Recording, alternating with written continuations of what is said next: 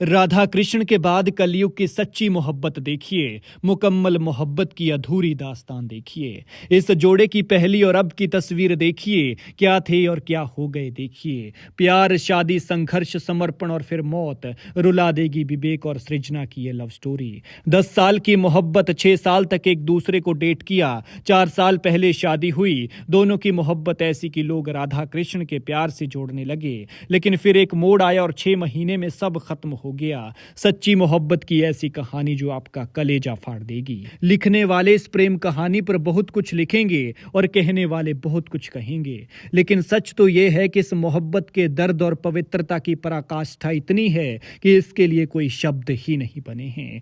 हाँ, इतना जरूर है कि अगर हिज्र का कोई चेहरा होता तो वो सृजना की तरह दिखता। अगर तड़प की कोई आवाज होती तो सृजना की जैसी सुनाई देती। अगर विरह का कोई रूप होता तो विवेक से सृजना की जुदाई जैसा होता। अगर मोहब्बत की कोई तस्वीर होती तो यकीन मानिए विवेक और सृजना जैसी ही होती। ये प्रेम कहानी है नेपाली सोशल मीडिया इन्फ्लुएंसर विवेक पेगनी और सृजना सुवेदी की। वो बेजान पड़े जिस्म को दुलारती निहारती, आखिरी बार अपनी आंखों में मानो अपनी मोहब्बत को बस समेट लेना चाहती, उसे गले लगाती। इस लम्हे को वो जैसे रोक लेना चाहती थी और आखिर में वो टूट जाती है। कलेजे को चीर देने वाली जुदाई जिसने भी देखी वो टूट गया। वो आखिरी दफा भी विवेक से कुछ कह रही थी, मानो जिस्म से कोई जान ले गया हो। विवेक की आखिरी विदाई की तस्वीर को जिसने भी देखा वो अपने आंसू नहीं रोक पाया। दुनिया जब भी प्यार की मिसाल देगी तो उसे सृजना का नाम दिया जाएगा। सृजना ने विवेक के लिए तमाम कोशिशें की, हर पल साये की तरह उसके साथ रही, विवेक को संभाला।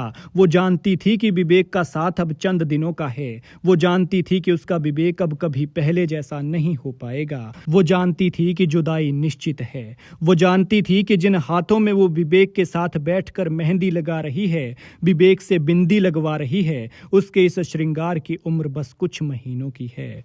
वो जानती थी कि विवेक का ये जन्मदिन आखिरी जन्मदिन होगा, लेकिन वहां भी सृजना की जिंदा दिली दिखी। शायद वो विवेक को ये महसूस नहीं होने देना चाहती थी कि वो कितनी परेशान है, कितना टूट रही है, लेकिन वो हर पल जीना चाहती थी। विवेक के साथ बिताए इन लम्हों को संजोना चाहती थी, क्योंकि उसे पता था कि उसका विवेक बस यादों में रह जाने वाला है।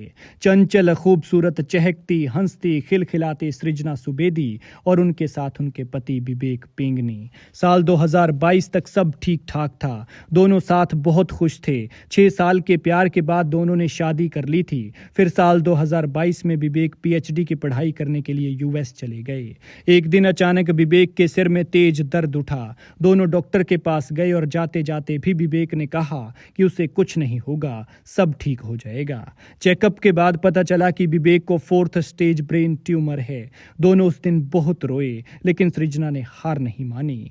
विवेक पंगेनी और सृजना की लव स्टोरी बहुत ही खास है। सृजना ने अपने पति के साथ बिताए हर एक पल को इंस्टाग्राम पर शेयर किया है। उनके प्यार के सबूत, वीडियो और फोटो से पूरा सोशल मीडिया भरा हुआ है। सृजना ने एक पोस्ट में अपनी प्रेम कहानी को बयां किया है। उन्होंने बताया कि 9 साल पहले वो विवेक से मिली थी।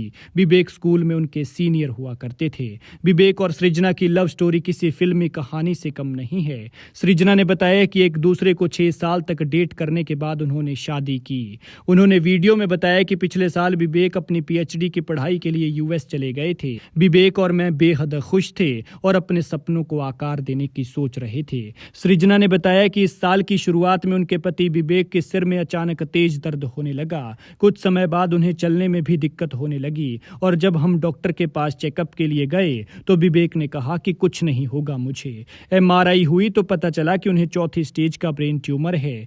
कुछ समय बाद विवेक की 2 मेजर सर्जरी हुई और डॉक्टर्स ने यह तक कह दिया कि विवेक के पास सिर्फ 6 महीने ही बचे हैं। जब हमें यह पता चला कि हमारी लाइफ पूरी तरह से बदल गई है। उन्होंने कहा कि विवेक को कैंसर का पता चला तो वो बहुत रोए। ये वो पल था जो दोनों के लिए बेहद कठिन था। आप वीडियो में देख सकते हैं कि सृजना ने विवेक के गिरते बालों को देखकर उन्हें हिम्मत देने के लिए अपने बाल अपने हाथों से काट डाले। हालात हर दिन बेहद खराब होते चले गए और एक दिन ऐसा आया कि जब वो इस दुनिया को छोड़कर चले गए। अभी उनकी शादी को सिर्फ 4 साल ही हुए थे और छोटी सी उम्र में सृजना की मांग सूनी हो गई।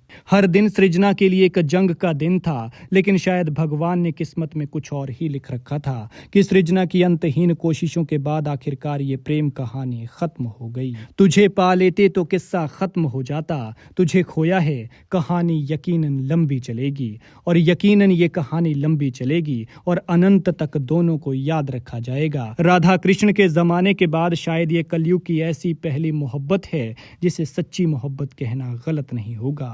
लिहाजा मोहब्बत में धोखा होने पर लगे कि आप दर्द में हैं तो पहले इन्हें देख लेना। कोई अकेला छोड़ जाए तो विवेक और सृजना को देख लेना।